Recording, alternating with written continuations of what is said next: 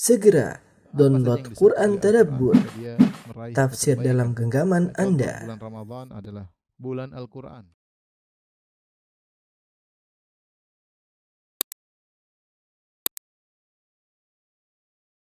Bismillahirrahmanirrahim. Assalamualaikum warahmatullahi wabarakatuh. Alhamdulillahi ala ihsani wa syukru lahu ala taufiqihi wa amtinani wa asyhadu an la ilaha illallah wahdahu la syarika lahu ta'ziman li sya'ni wa asyhadu anna Muhammadan abduhu wa rasuluhu da'ila ridwani. Allahumma salli alaihi wa ala alihi wa ashabihi wa ikhwani.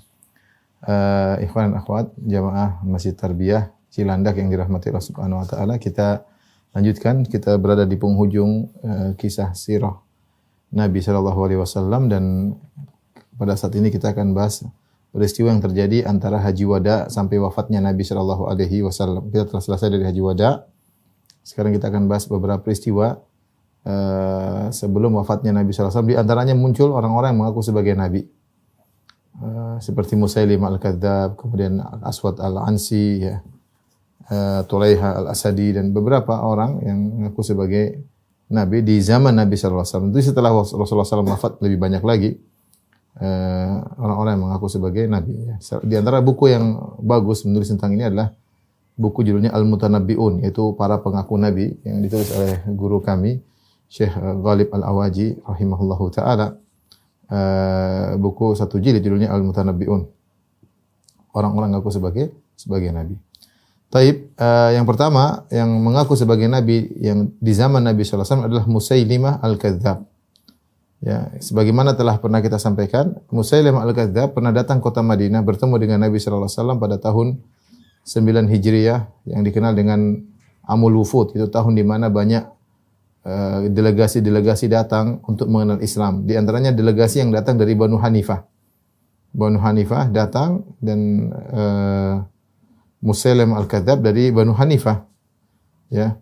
Kemudian dia minta, ya, agar kalau Rasulullah SAW meninggal, agar urusan diserahkan kepada dia. Tapi Nabi SAW tidak mau memenuhi permintaannya tersebut.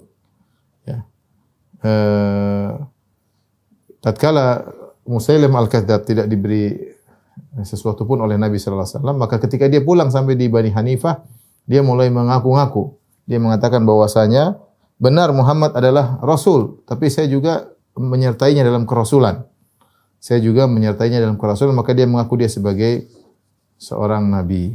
Yang jadi masalah, ada seorang namanya Rajjal bin Unfuwah. Rajjal bin Unfuwah ini, dia datang, dia masuk Islam, terus dia belajar Al-Qur'an. Kemudian dia diutus oleh Nabi sallallahu alaihi wasallam untuk mengajari Al-Qur'an kepada Banu Hanifah. Ternyata dia ngobrol sama Musailimah al-Kadzdzab, kemudian dia terpengaruh. Dan akhirnya dia mengaku bahwasanya benar Muhammad sallallahu alaihi wasallam telah memberikan kesempatan bagi Musailimah untuk menyertai, berserikat bersama Nabi dalam masalah kenabian. Jadi dia bersumpah palsu. Dia bersumpah seakan-akan, atau dia bersaksi palsu, mempersaksikan bahwasanya Nabi Muhammad SAW telah mengizinkan Musailimah al-Kadzdzab untuk menyertai Nabi dalam masalah kenabian. Yang jadi masalah, Rajjal ini adalah seorang yang diutus untuk mengajari Quran. Ternyata subhanallah, namanya hidayah. Tidak tahu bagaimana akhir seseorang, dia diutus mengajari Quran malah murtad. Dan kemudian menjadi pengikut Musailimah al-Kadzdzab, ya.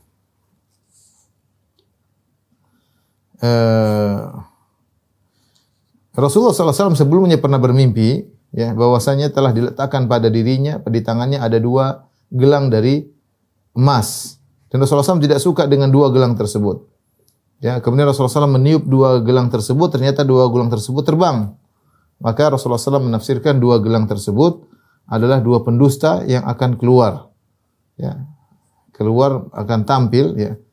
Imam Al-Bukhari, Imam Muslim meriwayatkan dari Abu Hurairah radhiyallahu taala anhu, Rasulullah SAW bersabda, "Baina ana naimun ra'aitu fi yadayya siwaraini min dhahab." Ketika aku sedang tidur, aku melihat ada 2 gelang emas di tanganku. Fa ahammani sya'nuhuma, maka ini membuat aku gelisah tentang kok ada gelang di tanganku. Fa uhiya ilayya fil manami an anfakhahuma. Maka aku diwahyukan sementara aku sedang tidur untuk meniup kedua gelang tersebut. Aku pun meniup kedua gelang tersebut. Fa nafakhtuhuma fatara. Aku pun tiup kedua gelang tersebut, maka kedua gelang tersebut pun terbang. Maka aku mentakwilkan, aku menafsirkan fa awaltuhuma kadzabaini yakhrujani ba'di. akan keluar dua pendusta, muncul dua pendusta setelahku. Ya, satunya adalah Musailimah al-Kadzdzab dan satunya adalah Al-Aswad Al-Ansi yang tinggal di Yaman. Ya. Taib. Musailimah al-Kadzdzab sebagaimana Nabi SAW diturunkan kepadanya Al-Qur'an, Musailimah al-Kadzdzab juga ngaku dia punya ayat-ayat yang Allah turunkan kepada dia. Ayat-ayat yang Allah turunkan kepadanya. Di antaranya ya, dia mengatakan Allah berfirman kepadanya, "Wat-tahinati tahna wal ajinati ajna wal khabizati khubza was-saridati sarda." Ini kalau kita artikan bahasa Arab, at-tahinati tahna yaitu alat untuk penggiling, wal ajinati ajna yaitu wanita yang membuat adonan roti, wal khabizati khubza yaitu wanita yang pembuat roti, was-saridati sarda kemudian yang membuat makanan sarid yang terbuat dari roti, ihalatan wasamna yang kemudian juga minyak saman. Ini isinya makanan semua. Ini ayat isinya makanan semua, dari roti, dari adonan roti. Ini ayat-ayat yang turun kepada Musailimah al-Kadzdzab. Demikian juga dia bilang turun kepada dia firman Allah Subhanahu wa taala dalam firman Allah, "Inna a'tainakal kautsar." Ya, ayat semisal "Inna a'tainakal kautsar." Kata dia, saya juga turun ayat. Bunyinya "Inna a'tainakal jawahir." Fasholli rabbika wahajir. Inna mubghidaka rajulun fajir. Ya, ini yang ngerti bahasa Arab tentu lucu melihat ayat-ayat yang turun kepada Musailimah al-Kadzdzab tersebut. Ya. Akhirnya kaumnya mengakui dia sebagai seorang nabi. Jadi mereka beriman kepada Rasulullah. Kata mereka Rasulullah itu nabi di Hijaz, di Makkah, Madinah, Taif. Kami juga punya nabi di Yamama, di daerah Najd, daerah sebelah timur kota Madinah. Ya, Musailimah, dan sama-sama nabi, sama-sama dapat wahyu dari Allah Subhanahu wa taala. Dan Musailimah al-Kadzdzab akhirnya dia memberi keringanan kepada kaumnya. Dia bilang salat tidak perlu lagi salat, enggak apa-apa. Khamar halal, zina halal. Sehingga banyak orang yang kemudian semakin semangat mengikuti Musailimah al-Kadzdzab. Dan dia menggelari dirinya dengan Rahman al-Yamamah, karena dia dari Yamamah. Tempat dia namanya Yamamah dan dia menggelari dirinya dengan Rahman al-Yamamah. Ya, tapi Rasulullah SAW menamakannya Musailimah al-Kadzdzab. Tatkala orang-orang berbicara tentang Musailimah al-Kadzdzab, ini Musailimah ngaku sebagai nabi, muncul di Yamamah, muncul di Bani Hanifah. Maka Rasulullah SAW berkhutbah di hadapan para sahabat. Rasulullah SAW memuji Allah. Kemudian Rasulullah SAW berkata, "Amma ba'du, faqad aktsartum fi sya'ni hadzal rajul." Kalian telah banyak ngomong isu tentang lelaki ini. Wa innahu kadzdzabun. Sungguhnya Musailimah itu adalah seorang pendusta. Min 30 kadzdzaban yakhrujuna qabla ad-dajjal. Akan ada 30 pendusta yang muncul sebelum Dajjal, di antaranya orang ini. Kulluhum yadda'in nubuwah. Semuanya mengaku sebagai nabi. Diriwayatkan oleh seorang namanya Talha An-Namri. Talha An-Namri, dia datang kepada Yamamah, tempatnya Musailimah. Dia bertanya, "Aina Musailimah? Mana Musailimah?" Nabinya orang-orang Najd. Qalu mah Rasulullah. La hatta arahu. Falamma ja'ahu qala anta Musailimah. Qala mana? Saya ingin lihat dia. Tatkala datang Musailimah, dia berkata, "Engkau Musailimah?" Dia menemui Musailimah, dia berkata, "Anta Musailimah?" Qala na'am. "Man ya'tika?" Siapa yang mendatangimu? Rahman, kata dia, Tuhan Rahman. Qala afi nurin am fi zulmah? Dia datang dalam cahaya atau dalam kegelapan? Fi zulmah, dalam kegelapan. Faqala asyhadu annaka kadzdzab. Aku bersaksi engkau adalah pendusta. Wa anna Muhammadan shadiq. Bahwasanya Muhammad itu benar. Walakin kadzdzaba Rabi'ah ahabbu ilayya min shadiq Mudhar. Tetapi pendusta dari suku Rabi'ah lebih aku sukai daripada pendusta dari suku Mudhar. Karena Rasulullah SAW dari kabilah Mudhar, adapun Musailimah dari suku kabilah Rabi'ah. Dan orang ini lebih baik saya berteman dengan pendusta Rabi'ah dari suku Rabi'ah daripada saya percaya kepada seorang jujur dari kabilah Mudhar. Akhirnya dia pun menjadi pengikut Musailimah dan dia akhirnya tewas dalam perang namanya Ma'rakatul Yamamah. Musailimah di zaman Nabi, dia kirim surat kepada Nabi sallallahu alaihi wasallam. Apa kata dia? Min Musailimata Rasulillahi ila Muhammadin Rasulullah. Kata dia dari Musailimah Rasulullah kepada Muhammad Rasulullah. Ini sama-sama Rasul. Rasul saling kirim-kirim surat. Subhanallah, Musailimah kirim surat kepada Nabi dengan berkata min Musailimata Rasulillah, dari Musailimah Rasulullah ila Muhammad Rasulillah, kepada Muhammad Rasulullah. Salamun alaik, selamatan bagi engkau ya Muhammad. Amma ba'du, fa inni qad usyriktu fil amri ma'aka. Wahai Muhammad, tahukah engkau bahwasanya aku telah menyertaimu dalam urusan kenabian. Allah telah mengizinkan aku untuk menyertaimu dalam kenabian. Wa inna lana nisful ardi, dan bagi kami setengah penghasilan bumi. Wali Quraisy nisful ardi, dan bagi Quraisy juga setengah penghasilan bumi. Walakinna Quraisyan qaumun ya'tadun, akan tapi Quraisy adalah kaum yang suka melampaui batas, suka berbuat zalim. Jadi dia bilang, sudahlah kita sama-sama berkuasa wahai Muhammad. Kita kuasai semua ini, nanti kalau ada hasil bumi, setengah buat aku, setengah buat kamu. Dan dia mengirim surat ini kepada Nabi SAW melalui dua orang. Satunya namanya Abdullah bin Nawahah, yang satu namanya Ibnu Uthal. Tatkala dibacakan surat Musailimah di hadapan Rasulullah SAW, yang tadi dikatakan dari Musailimah Rasulullah kepada Muhammad Rasulullah, kita bagi dua kalau menguasai bumi. Ya, dia kirim lewat dua orang. Maka Rasulullah SAW ketika dibacakan surat tersebut, dia bertanya kepada dua orang ini, "Fama taqulani antuma?" Menurut kalian berdua bagaimana?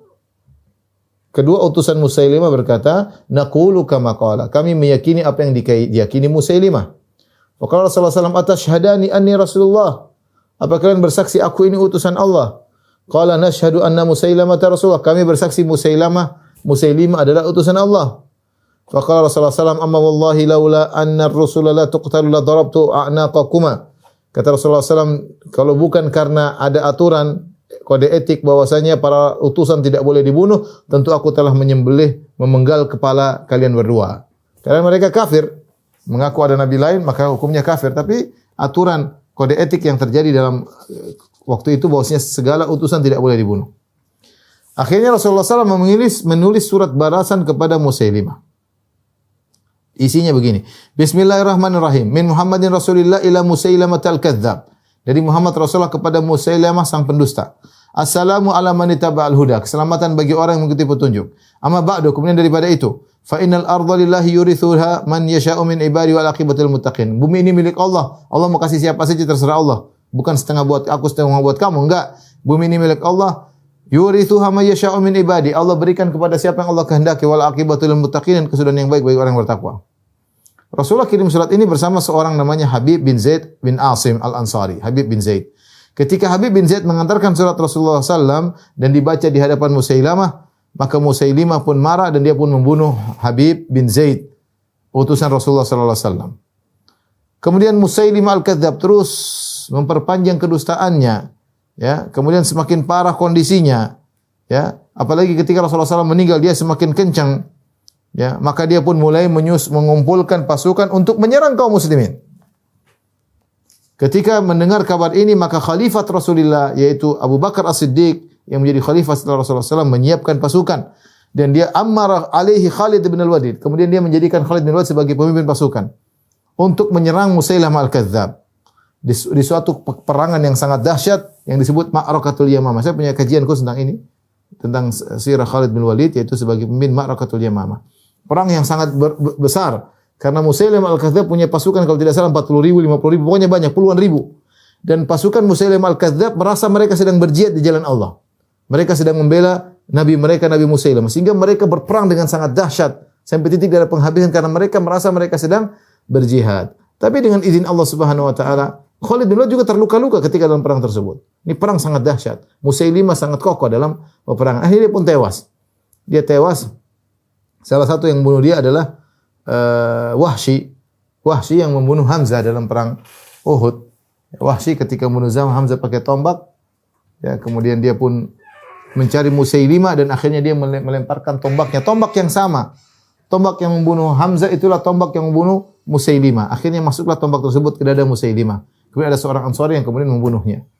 Kata Wahsy, dia mengatakan la in ana qataltuhu, kalau aku yang membunuh Musailimah, laqad qataltu syarran nasi wa khairan nas. Sungguh aku telah membunuh manusia terburuk yaitu Musailimah dan aku telah membunuh manusia terbaik itu Hamzah. Jadi tombak yang sama yang digunakan untuk membunuh Hamzah itulah tombak yang digunakan untuk membunuh Musailimah. Sebagai bentuk penebus dosa oleh Wahsy, dia mengatakan aku telah membunuh orang terbaik, saya ingin cari orang terburuk sebagai penebus dosaku. Begitulah ceritanya Musailimah al-Kadzdzab akhirnya tewas, ya. Di antara yang mengaku sebagai nabi adalah Al-Aswad Al-Ansi. Al-Aswad Al-Ansi ini muncul di Son'a di Yaman. Disebut dengan Al-Aswad. Al-Aswad ini hitam. Dia mengaku sebagai nabi, diikuti oleh Banu Abs dari kaumnya Banu Abs dan juga dari sekelompok orang dari Madhaj. Dia menamakan dirinya Rahmanul Yaman, Rahmanul Yaman. Kalau tadi Rahmanul Yamamah, kali ini Rahmanul Yaman. Karena dia berasal dari Yaman. Ya. Nama aslinya adalah Abhalah bin Ka'ab. Abhalah bin Ka'ab. Tetapi dia diberi gelar dengan Aswad disebutkan karena wajahnya hitam. Ya. Bahkan disebut dia dikenal juga dengan Dzul Khimar, pemilik khimar. Kenapa dia suka kalau keluar dia mungkin malu dengan wajahnya, dia sering menutup wajahnya dengan khimar. Dan dia adalah seorang dukun atau penyihir Al-Aswad asalnya sehingga dia menampakkan keajaiban-keajaiban kepada kaumnya, ya. Dan dia pandai berbicara sehingga orang yang mendengar pembicaranya tertarik. Kapan Al-Aswad Al-Ansi muncul? Muncul ketika Nabi sallallahu alaihi wasallam pulang dari Haji Wada. Ya. Maka kemudian kaum Madhaj nulis surat kepada Al-Aswad Al-Ansi. Mereka mengatakan, "Kemarilah, kau akan menguasai Najran." Fawasabu alaihi, akhirnya mereka bareng-bareng menyerang Najran dan akhirnya mereka berhasil menguasai menaklukkan Najran, kota Najran. Kemudian mereka mengusir Amr bin Hazm, Khalid ibn Sa'id. Kedua ini Amr bin Hazm dan Khalid bin Sa'id radhiyallahu anhum sahabat yang merupakan petugas Nabi yang Nabi pasang di kota tersebut, di kota Najran. Tapi ketika dikuasai oleh Al-Aswad Al-Ansi, maka mereka sahabat dikeluarkan dari kota Najran. Wa anzalu manzilahum, akhirnya mereka menjadikan Al-Aswad Al-Ansi sebagai pemimpin mereka, menggantikan kedudukan dua sahabat Nabi yaitu Amr bin Hazm dan Khalid bin Sa'id. Kemudian akhirnya tidak lama Al-Aswad Al-Ansi pun menguasai kota Son'a. Kemudian dia pun mengeluarkan petugas Rasulullah SAW yang ada di kota Son'a yang bernama Al-Muhajir bin Umayyah. Disuruh pergi diusir. Ya, kemudian dia semakin kuat kedudukan Al-Aswad Al-Ansi, terutama ketika Rasulullah SAW dalam kondisi sakit. Sakit yang sering membuat Nabi SAW meninggal dunia. Disebutkan bahwasanya Al-Aswad memiliki dua setan. Setan yang pertama namanya Suhaik, yang satu namanya Syuqaiq. Kedua setan ini bekerja sama untuk menyampaikan kepada Al-Aswad Al-Ansi semua kejadian yang mereka tahu. Mereka bisikin. Begini. Ya. Dan Alhamdulillah Aswad Al-Ansi berhasil dibunuh di Son'a sebelum wafatnya, menjelang wafatnya Rasulullah SAW. Rasulullah mengirim seorang, kemudian dia pun dibunuh oleh seorang namanya Fairuz Ad-Dailami. Fairuz Ad-Dailami akhirnya membunuh Al-Aswad Al-Ansi. Kemudian di antara nabi yang muncul di zaman Nabi sallallahu alaihi wasallam adalah Tulaihah bin Khuwailid Al-Asadi. Inilah pengaku nabi yang ketiga. Ya. Tulaihah bin Khuwailid Al-Asadi. Ya. Dia datang bersama rombongan yang menemui Rasulullah SAW, kemudian dia masuk Islam, kemudian dia murtad. Kemudian dia mengaku sebagai nabi dan diikuti oleh sekelompok orang. Maka dia pun menulis surat kepada Rasulullah SAW untuk damai. Kita damai aja. Fawajah Rasulullah SAW Dirar bin Azwar ila ummalihi ala bani Asad amaran bi qitali man irtadda. Maka Rasulullah SAW pun kirim sebagian sahabat untuk memerangi orang yang murtad.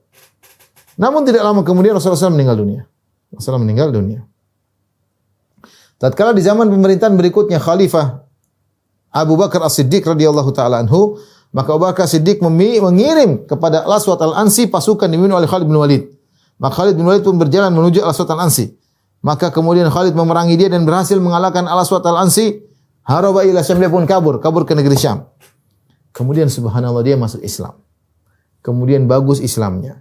Kemudian dia mengikuti perang Al-Qadisiyah ketika melawan Persia. Ya, bersama Sa'ad bin Abi Waqqas. Kemudian dia berperang dengan perang hebatnya. Subhanallah, menakjubkan. Al-Aswad Al-Ansi muslim, murtad, ngaku sebagai nabi, kabur, kemudian masuk lagi ke dalam Islam. Hidayah di tangan Allah Subhanahu wa taala. Bahkan dia berperang dengan hebatnya membela Islam setelah tadinya dia memerangi Rasulullah sallallahu alaihi wasallam, ya. Lihatlah bagaimana hidayah di tangan Allah Subhanahu wa taala. Jadi Islam, murtad, ngaku sebagai nabi, kemudian berperang, kalah, kabur ke negeri Syam, kemudian masuk Islam lagi. Kemudian bagus Islamnya.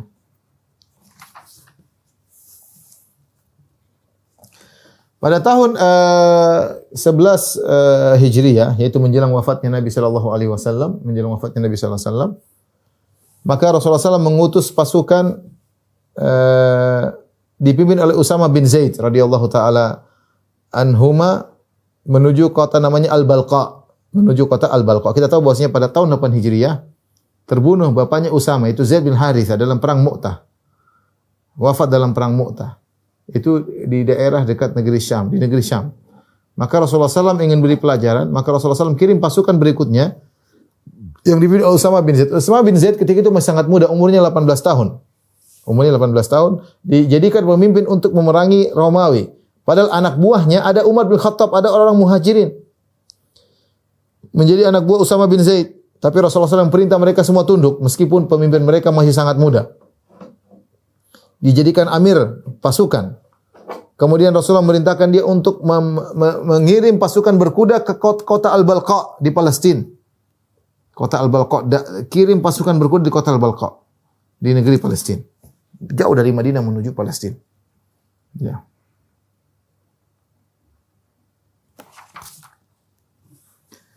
Ketika hari Rabu, mulailah Rasulullah SAW merasakan sakit. Sementara pada hari Kamis Rasulullah SAW, Rabu Rasulullah SAW mulai sakit. Hari Kamis Rasulullah SAW kemudian mengikatkan bendera kepada Usama. Ya, Rasulullah berkata, "Ughzu bismillah fi sabilillah faqatil man kafara billah." Berperanglah dengan menyebut nama Allah. Ingat berperangmu di jalan Allah dan perangilah orang yang kafir kepada Allah. Maka Usama radhiyallahu anhu membawa bendera tersebut, kemudian dia berikan kepada Buraid bin Husayb al-Aslami, kemudian dia pun pergi ke Jurf. Jadi sudah meninggalkan kota Madinah menuju ke arah Jurf. Jurf itu daerahnya kalau sekarang di belakang kalau kita di Madinah, di belakang Universitas Islam Madinah. Di belakang Universitas Madinah itu ada nama Jurf. Tidak mungkin ada 9 kilo, 10 kilo dari Masjid Nabawi, ya. Tidak terlalu jauh. Intinya Usama bin Zaid sudah berjalan menuju Al-Jurf, karena kalau ke negeri Syam ke arah utara. Ke arah utara itu kalau kita di Madinah lewat ke Mujama' Malik Fahad, tempat persetakan Quran. Kemudian kita berjalan terus Nabi akhirnya lewat Khaybar akhirnya lewat Al-Ula, tempatnya Madain Saleh, tempatnya kaum Samud, kemudian berjalan terus sampai ke Tabuk. Sampai Tabuk, setelah Tabuk lewat sampai terus ke Yordan, Palestina dan seterusnya.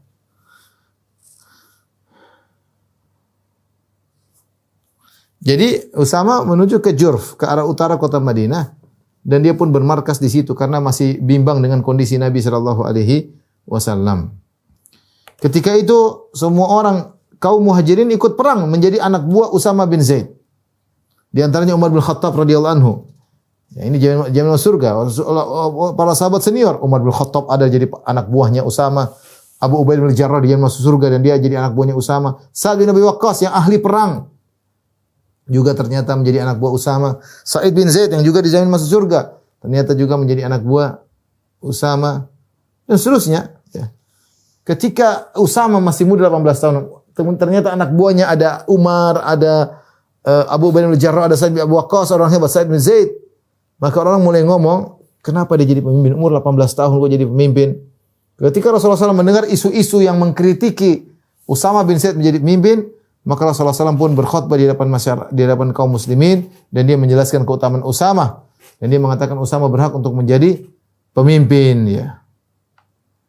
Ketika Usama mendengar kabar tentang sakitnya Nabi sallallahu alaihi wasallam, Usama pun bermarkas, tidak jalan-jalan tidak pergi dari Jurf. Harusnya melanjutkan perjalanan, tapi karena kondisi dia bertahan dan ternyata benar dia balik kota Madinah, sempat ketemu Nabi, memberi isyarat kepada dia dan akhirnya meninggal dunia. Itulah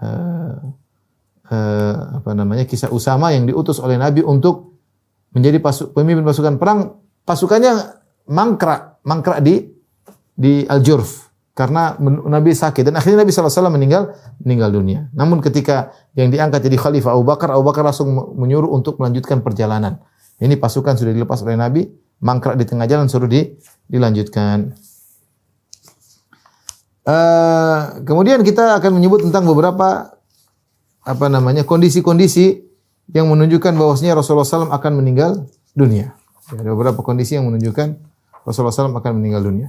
Di antaranya turun surat An-Nasr. Rasulullah SAW meninggal dunia. Idza jaa nasrullahi wal fath wa ra'aitan nas yadkhuluna fi dinillahi afwaja fasabbih bihamdi rabbika wastaghfirhu innahu kana tawwaba. Jika telah datang kemenangan Allah dan pertolongan Allah dan kemenangan, Wa ra'aitan nasa yadkhuluna fi dinillahi afwaja. Engkau melihat orang-orang masuk Islam berbondong-bondong. Fasabbih bihamdi rabbika wastaghfir. Bertasbihlah dan beristighfarlah. Innahu kana tawwaba, sungguhnya Allah Maha penerima taubat. Ayat surat ini jelas, surat ini adalah sederhana, telah datang pertolongan. Kemudian Rasulullah disuruh banyak untuk bertasbih dan untuk beristighfar. Namun ternyata di balik surat ini ada isyarat. Dipahami oleh Ibnu Abbas bahwa ini adalah tanda kematian Nabi sallallahu alaihi wasallam. Suatu hari dalam Sahih Bukhari bahwasanya Umar mengumpulkan para senior-senior dan Umar bertanya kepada mereka, sahabat-sahabat senior, bagaimana pendapat Anda tentang firman Allah, "Idza jaa nasrullahi wal fath," jika telah datang pertolongan Allah dan kemenangan. Mereka mengatakan ya artinya Allah akan memenangkan Madain, Allah akan memenangkan Persia, Allah memenangkan Romawi. Tetapi ketika Umar bertanya kepada Ibnu Abbas, "Wahai Ibnu Abbas, menurut Anda apa surat ini isinya?" Kata Ibnu Abbas, "Ajal. Ini adalah ajal, sebuah perumpamaan yang Allah berikan kepada tentang Nabi sallallahu alaihi wasallam bahwasanya dia akan meninggal dunia. Dia akan meninggal dunia." Ini di antara kecerdasannya Ibnu Abbas, dia bisa mengambil tafsir dari sisi yang tidak dilihat yang lain. Karena Rasulullah SAW pernah berdoa untuk Ibnu Abbas, kata Rasulullah SAW, "Allahumma faqihu fid din wa 'allimhu ta'wil." Ya Allah, buatkanlah faqih tentang agama dan ajarkanlah ilmu tafsir. Ajarkanlah di ilmu tafsir. Kenapa Ibnu Abbas bisa menafsirkan ayat ini menunjukkan bahwasanya ajal Nabi sudah semakin dekat. Karena ayat ini di akhir ayat ini diperintahkan untuk beristighfar. Idza jaa nasrullahi wal fath wa ra'aitan nasa yadkhuluna fi dinillahi afwaja fasabbih bihamdi rabbika wastaghfirhu. Jika orang-orang sudah masuk Islam berbondong-bondong maka beristighfarlah. Dan kebiasaan Allah Subhanahu wa taala ketika menyuruh beristighfar adalah penghujung dari suatu kegiatan. Seperti wastaghfiruhu ya. Ya, seperti Rasulullah SAW kalau selesai salat beliau beristighfar 3 kali. Astagfirullah, astagfirullah, astagfirullah. Rasulullah SAW keluar dari jamban, Rasulullah berkata, "Ghufranaka, ya Allah ampunilah aku." Kalau Rasulullah SAW selesai dari majelis, Rasulullah berdoa, "Subhanakallahumma rabbana wa bihamdika, subhanakallahumma wa bihamdika, asyhadu an la ilaha illa anta, astaghfiruka wa atubu ilaik." Kafaratul majlis kita berkata, "Astaghfiruka wa atubu ilaik." Ketika selesai haji, Allah berfirman, "Tsumma afidhu min haitsu afadhan nas wastaghfirullah." Keluarlah kalian sesuai dengan orang-orang keluar, yaitu dari di padang Arafah. Wastaghfirullah, dan beristighfarlah. Setelah haji pun disuruh istighfar. Ya. Dari sini Ibnu Abbas memahami bahwasanya ini sudah terakhir Nabi. Karena Allah sudah suruh Nabi untuk beristighfar secara khusus, berarti sudah selesai tugasnya. Apalagi Nabi melihat banyak orang masuk Islam berbondong-bondong. Ketika tugas Nabi sudah selesai, saatnya Rasulullah SAW dipanggil oleh Allah Subhanahu wa taala.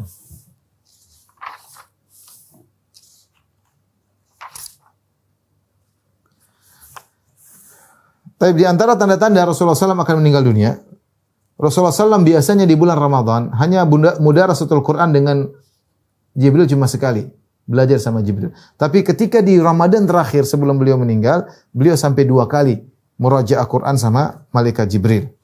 Ya. Dan ini Rasulullah SAW kabarkan kepada Fatimah bahwa ini tanda dia akan meninggal dunia. Kata Rasulullah SAW kepada Fatimah, "Inna Jibril kana yu'ariduhul Qur'ana kulla sanatin marrah." Ya. Jibril mengajarkan Al-Quran dari awal sampai akhir kepada Nabi setahun cuma sekali. Wa innahu qad aradhani bihil ama marratan. Pun tahun ini Jibril mengajari aku 2 kali khatam. Wala aral ajala illa qad iqtarabat. Menurutku ajalku telah sedikit lagi, sudah mendekat. Fattaqillah wasbir. Wahai Fatimah, bertakwalah kepada Allah dan bersabarlah. Fa inni ni'mas salafu ana laki.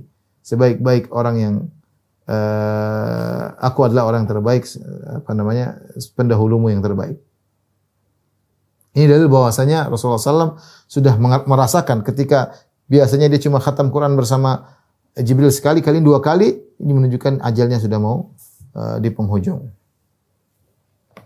Kemudian juga di antaranya Rasulullah SAW iktikaf ya.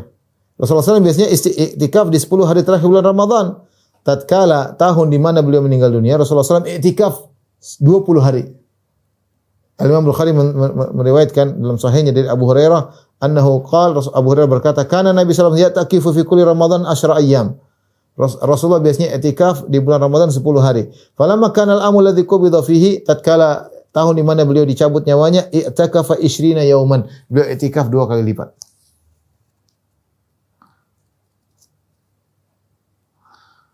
Kemudian di antara tanda-tanda bahwasanya Rasulullah SAW akan meninggal, Rasulullah SAW ibadahnya semakin kencang, semakin kuat, pertanda dia akan meninggal dunia. Demikian juga ucapan-ucapan Nabi menunjukkan dia akan meninggal dunia. Seperti ketika haji wada, Rasulullah SAW berkata, "Lita'khudhu manasikakum." Ambillah tata cara manasik haji kalian dariku. Fa inni la adri la'ali la ahujju ba'da hajjati hadhihi. Aku tidak tahu, bisa jadi aku tidak bisa haji lagi. Rasulullah SAW kasih isyarat-isyarat. Bisa jadi aku tidak bisa haji lagi bersama kalian. Ya seperti Rasulullah SAW mengatakan, la in ishtu ila qabil asumanna tasi. Kalau aku masih hidup tahun depan, aku akan puasa 9 Muharram dan 10 Muharram. Bukan cuma 10 aja, hari Asyura 9 juga. Tapi Rasulullah tidak menemukan tahun tersebut. Kemudian juga Rasulullah SAW, ya dalam Sahih Muslim, ketika pulang dari haji, Rasulullah SAW sampai suatu tempat namanya Khum, antara Mekah dan Madinah. Maka Rasulullah SAW pun berkhutbah dan dia berkata, "Amma ba'du ala ayyuhan nas." Ketahuilah para manusia sekalian, fa innama ana basyarun, sungguhnya aku manusia biasa. Yushiku an ya'tiya rasulu rabbi fa ujibu. Hampir-hampir telah akan datang utusan Allah untuk mencabut nyawaku, maka aku pun memenuhi panggilan tersebut.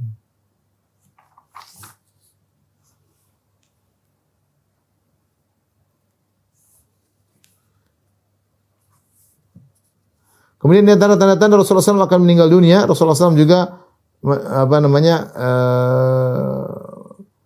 datang kepada kuburan syuhada Uhud. Ya. Setelah pulang dari haji wada, Rasulullah SAW segera menuju ke Jabal Uhud. Kemudian Rasulullah SAW menyolatkan para syuhada Uhud seperti solatnya kepada mayat. Ya. Setelah 8 tahun mereka meninggal dunia. Ya.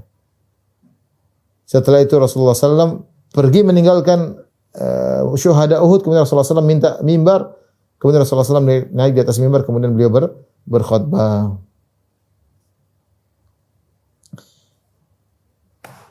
Kata Nabi SAW, "Inni baina aidikum faratun." Aku akan berada di depan kalian, aku akan menyiapkan segalanya, itu menyiapkan telagaku, aku di depan kalian nanti di hari kiamat. Wa ana alaikum syahid, dan aku akan menjadi saksi atas kalian, wahai para sahabatku. Wa inna mau'idakumul haud, dan sungguhnya janji Allah kepada kalian adalah telaga. Wa inni la anzuru ilaihi min maqami hadha, sungguh aku sedang melihat telaga tersebut dari tempatku ini. Wa inni lastu akhsha alaikum an tusyriku, aku tidak khawatir kalian berbuat kesyirikan wahai para sahabatku. Walakinni akhsha alaikumud dunya an tanafasuha, tapi aku khawatir kalian dengan dunia sehingga kalian berlomba-lomba untuk dunia. Ini menunjukkan isyarat bahwasanya dia akan meninggal, beliau akan meninggal dunia. Kemudian di antaranya beliau mohon ampunan bagi penghuni Baqi'. Ya. Rasulullah SAW di akhir Safar, Rasulullah SAW keluar menuju Baqi', kuburan Baqi' di tengah malam. Kemudian dia mohon ampunan kepada Allah buat penghuni kuburan Baqi'. Ya. Tapi ini semua tanda-tanda bahwasanya Rasulullah SAW akan meninggal dunia, dan Rasulullah SAW sebagainya sampaikan kepada para sahabat. InsyaAllah kita akan lanjutkan pada pertemuan berikutnya. Wallahu a'lam bishawab. Demikian saja Kang Oji apa yang saya sampaikan, dan juga para jemaah Masjid Tarbiyah Cilandak. InsyaAllah kita bersua di kesempatan berikutnya. Kurang lebih mohon maaf. Wabillahi taufiq wal hidayah. Assalamualaikum warahmatullahi wabarakatuh.